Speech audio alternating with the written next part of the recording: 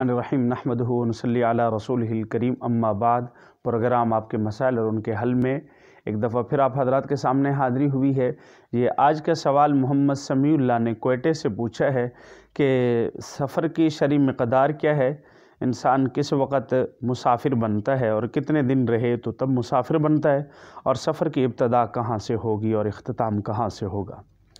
देखें, सफ़र शरी की जो मिक़दार है वो 48 मील है, और किलोमीटर देखे जाएं तो वो 77 किलोमीटर, बल्कि 77 किलोमीटर से भी 1.25 किलोमीटर ऊपर है,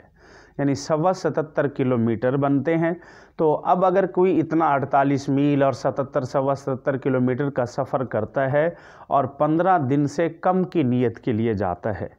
जब इतना सफ़र करेगा तो उस सूरत में ये शख्स वहाँ मुसाफिर होगा। तो इस मुसाफिर के लिए हुक्म ये है कि वहाँ ये नमाज कसर करे, यानी अगर 4 फ़र्ज़ वाली नमाज है तो वो 2 फ़र्ज़ अदा करे।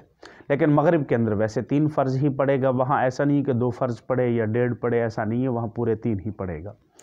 अब जब ये शख्स 15 दिन से कम के लिए जा रहा है तो ये शख्स वहाँ मुसाफिर रहेगा। लेकिन अगर इब्तदा से ही 15 दिन की या उससे ज़ायद की नीयत है तो अब ये शख्स वहाँ जाकर मुसाफिर नहीं होगा, बल्कि ये मुकीम बन जाएगा। गोया कि वो जगह इसकी वतन इकामत होगी और जहाँ से आया है वो वतन असली होगा। और फिर दूसरा सवाल इसके साथ ये था कि ये सफ़र कहाँ से शुरू होगा, यानी जब घर से निकल रहा है किस जगह से होगा। देखें, इसका हुक्म यह है कि इंसान जिस शहर में रहता है या जिस शहर से वो अपना सफ़र शुरू कर रहा है, मसलन वतन इकामत है उसका वो, या वतन असली है, वतन इकामत वाले शहर से अपना सफ़र शुरू कर रहा है या वतन असली से अपना सफ़र शुरू कर रहा है, तो जब शहर की आबादी से बाहर निकलेगा तो उस वक़्त इसका सफ़र शुरू हो जाएगा। अब मिसाल के तौर पर अगर शहर की आबादी से बाहर निकला और आबादी से अभी तक 5 से 10 किलोमीटर का सफ़र तय किया था और नमाज का वक्त हो गया है, तो ये शख्स वहाँ अब रास्ते में जो नमाज अदा करेगा वो कसर करेगा, वो मुकम्मल नमाज नहीं पढ़ेगा। और इसी तरीके से जब सफ़र से वापस आता है तो तब भी जब अपने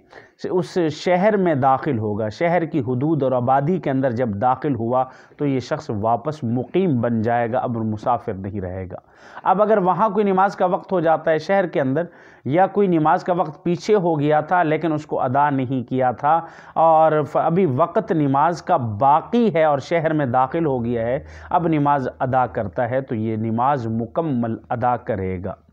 नमाज मुकम्मल अदा करेगा। अगरचे ये शख्स अपने घर नहीं गया लेकिन अपने शहर में आ चुका है, अपने शहर की आबादी में दाखिल हो चुका है, तो दाखिल होने की वजह से ये शख्स अपनी नमाज मुकम्मल पढ़ेगा। और इसी के साथ एक मसला और भी है,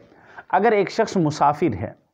और हालत सफ़र में इसकी कुछ नमाज़ें क़ज़ा हो जाती हैं, सफ़र शरी पर है और हालत सफ़र में इसकी कुछ नमाज़ें क़ज़ा हो जाती हैं,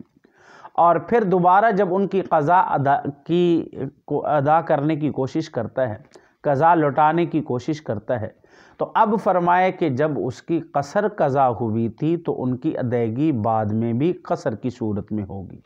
मसलन अगर ज़ोहर की नमाज हालत सफ़र में क़ज़ा हो गई थी, अब बाद में अगरचे वो अपने वतन में आकर हालत हज़र में उनकी अदायगी करता है तो उस वक़्त ये 2 रकातें ही करेगा, 4 रकातें नहीं करेगा। और इसी तरह एक और मसला इसके बरअक्स, अगर किसी शख्स की नमाज अपने घर में, हज़र में, वतन में क़ज़ा हो जाती है लेकिन वो उसको दोबारा क़ज़ा करने के लिए सफ़र के अंदर क़ज़ा करता है, तो अब ये सफ़र के अंदर पूरी 4 रकातें ही क़ज़ा करेगा, वहाँ 2 रकातें क़ज़ा नहीं करेगा।